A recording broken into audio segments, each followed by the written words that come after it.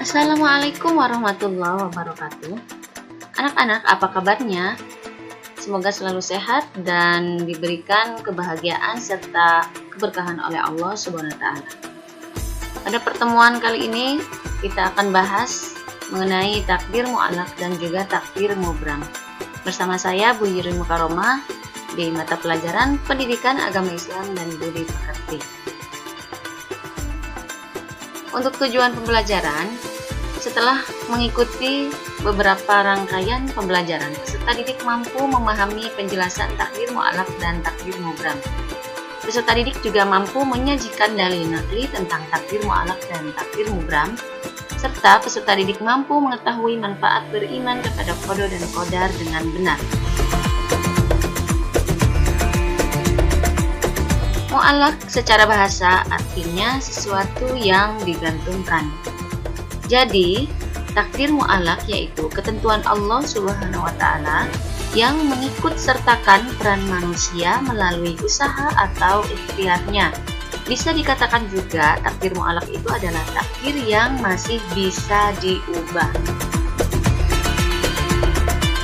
Untuk dalil naklinya ada dalam Quran surat Ar-Ra'd ayat 11. A'udzu billahi minasyaitonir rajim.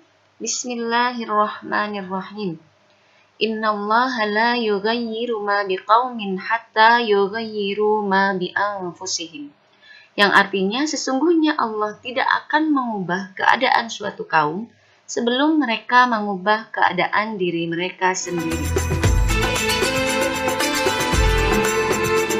Contoh takdir mu'allaq. Yang pertama yaitu kepandaian. Seseorang yang ingin pandai, maka harus berusaha meraihnya. Usaha-usaha tersebut antara lain yaitu dengan rajin belajar, disiplin membagi waktu, tidak mengeluh dan juga tidak menyerah, serta berusaha keras untuk meraih prestasi. Contoh takdir mu'allaq bagian kedua yaitu dengan menjaga kesehatan.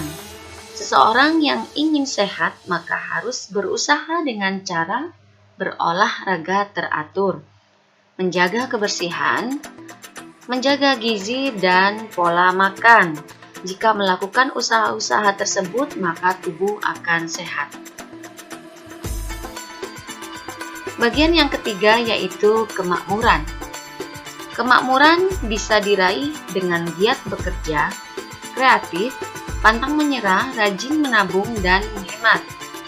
Agar seseorang menjadi pandai, sehat, dan hidup makmur, maka harus berusaha meraihnya, bukan pasrah menunggu nasib. Tidak mungkin seseorang menjadi pandai kalau malas belajar. Tidak mungkin seseorang menjadi sehat kalau malas berolahraga. Dan tidak mungkin juga seseorang menjadi kaya apabila malas bekerja.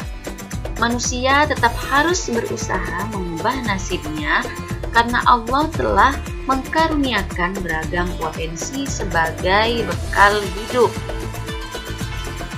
Jadi, meskipun Allah Subhanahu wa taala telah menentukan segalanya, manusia tetap harus berusaha mengubah nasibnya.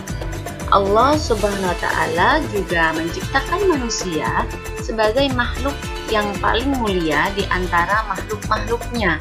Oleh karena itu, semua potensi ini harus digunakan untuk berusaha dan ikhtiar meraih cita-cita. Takdir mubram. Mubram secara bahasa artinya sesuatu yang tidak dapat dielakkan atau sudah pasti terjadi. Takdir mubram adalah ketentuan mutlak dari Allah Subhanahu wa taala yang pasti berlaku dan manusia tidak diberi peran untuk mewujudkannya. Bisa dikatakan juga takdir mubram itu adalah takdir yang tidak bisa diubah. Mutlak ini adalah ketentuan dari Allah Subhanahu wa Ta'ala.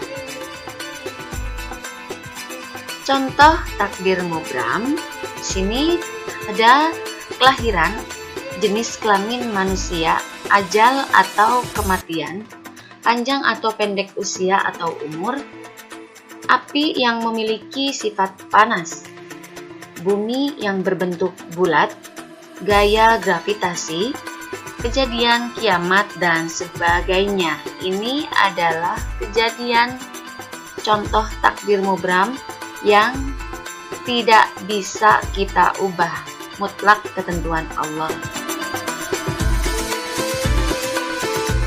Dalil naklinya tercantum dalam Quran surat Al-A'raf ayat 34. A'udzu billahi minasyaitonir rajim.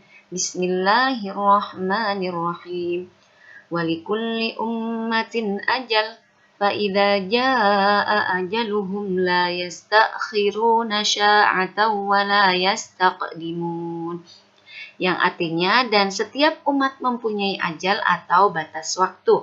Apabila ajalnya tiba, mereka tidak dapat meminta penundaan atau percepatan sesaat pun.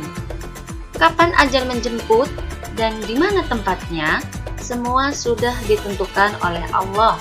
Jika sudah tiba saat ajal menjemput, semua orang tidak bisa mengelak, tidak bisa lari, tidak bisa diundur atau dimajukan. Inilah salah satu contoh ketentuan Allah Subhanahu wa Ta'ala yang disebut dengan takdir mubram.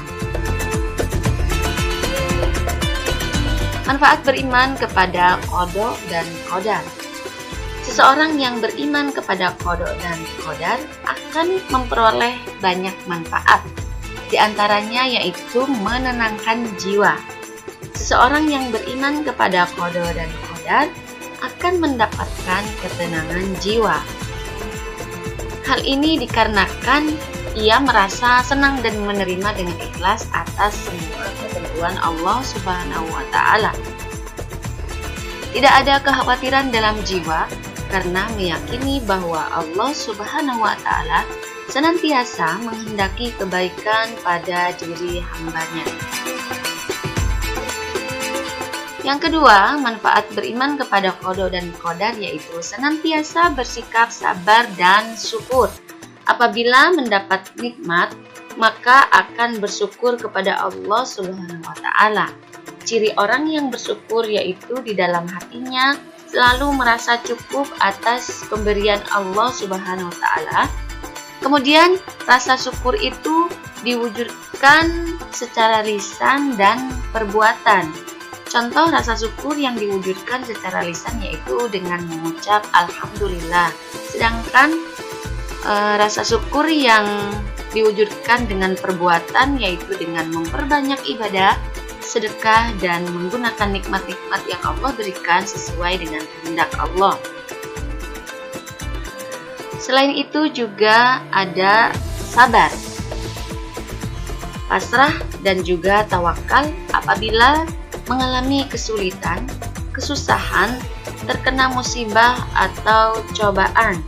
Bentuk musibah atau cobaan bisa berupa bencana alam, kebakaran, penyakit, kekurangan bahan makanan, dan lain sebagainya. Semua musibah dan cobaan pada hakikatnya bertujuan untuk menguji keimanan seorang hamba. Oleh karena itu, sikap terbaik dalam menghadapi musibah dan cobaan adalah dengan bersabar.